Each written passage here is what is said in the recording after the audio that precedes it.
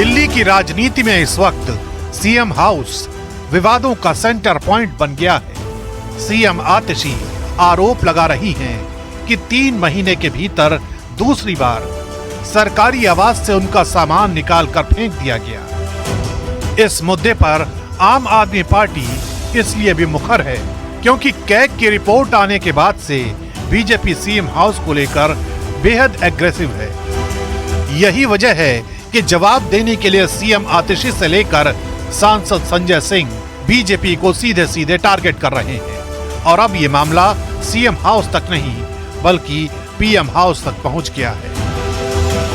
Bharatiya Janata party की केंद्र सरकार ने मुझे 3 महीने में दूसरी बार उस मुख्यमंत्री आवास से निकालकर बाहर फेंक दिया, चिट्ठी भेजकर मुख्यमंत्री आवास का अलॉटमेंट कैंसिल किया।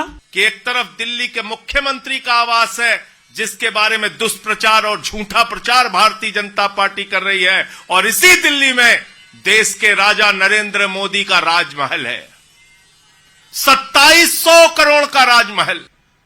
दिखाओ पूरे देश को, दिखाओ मीडिया को, दिखाओ दिल्ली की जनता को और देश की जनता को, हम देखना चाहते हैं तुम्हारा राजमहल। संजय सिंह ने सीएम हाउस को लेकर चैलेंज किया तो मनोज तिवारी ने उन्हें आईना दिखाने की कोशिश की, जबकि सीएम आतिशी के आरोपों का जवाब दिया वीरेंद्र सचदेवा ने और उनके आरोपों को नौटंकी करार दिया। अब ताला लगा के तो आप ही रखे हुए हैं, पता नहीं 1 महीना से उसमें क्या कर रहे थे।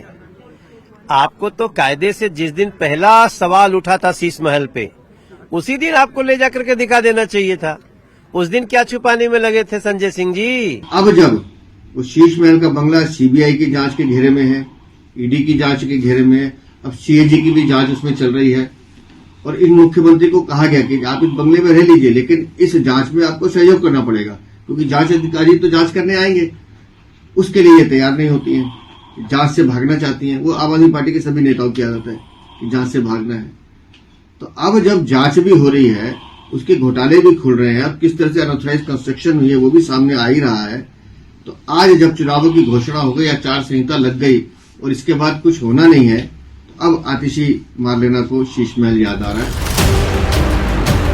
मुद्दा सीएम हाउस से जुड़ा था, इसलिए पूर्व सीएम और आम आदमी पार्टी के संयोजक अरविंद केजरीवाल भी लगातार इस खबर को मॉनिटर कर रहे थे। एक्स हैंडल पर उन्होंने केंद्र सरकार को आतिशी वाले मुद्दे पर टारगेट किया।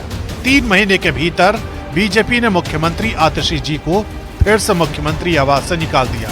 आतिशी जी को गालियां देकर उन्हें घर से बाहर निकालकर ये लोग अपनी बौखलाहट दिखा रहे हैं। बीजेपी दिल्ली का चुनाव बुरी तरह से हार रही है और इसलिए ये लोग ऐसी गंदी राजनीति पर उतर आए हैं। आरोप संगीन थे, इसलिए पीडब्ल्यूडी को भी सामने आना पड़ा। एक लेटर जारी करके आतिशी के आरोपों का जवाब दिया गया।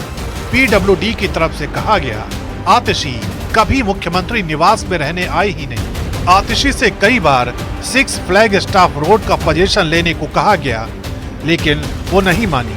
आतिशी को 2 नए आवासों का प्रस्ताव भी दिया गया था। इनमें से एक राजनिवास लेन और दूसरा दरियागंज में है। पीडब्ल्यूडी ने नियमों का हवाला देते हुए कहा कि जिसे आवास अलॉट किया गया है वो अगर हैबिटेबिलिटी सर्टिफिकेट जारी होने के 5 वर्किंग डे के अंदर घर पर कब्जा नहीं लेता तो आवंटन खुद ही रद्द हो जाता है। इसी बीच असम के सीएम ने भी चुटकी लेने में कोई कसर नहीं छोड़ी। किस चीज देखने का लायक है वो केजरीवाल जी ने जो शीश महल बनाया। तो अगर कभी मौका मिले तो मेरा मन में एक बार इच्छा है कि शीश महल देखने का, और मैं भी दिल्ली का सीएम महोदय का निवेदन करूंगा कि सारा देश को सीएम को एक बार मौका दिया जाए कि एक बार जाके शीश महल देख ले। जैसे शाहजहां ने ताजमहल बनाया, केजरीवाल जी ने शीश महल बनाया, लेकिन क्या किया। दिल्ली के चुनावी समर में तारीखों का ऐलान हो चुका है। यही वजह है कि वार पलटवार भी तेज हो गया है।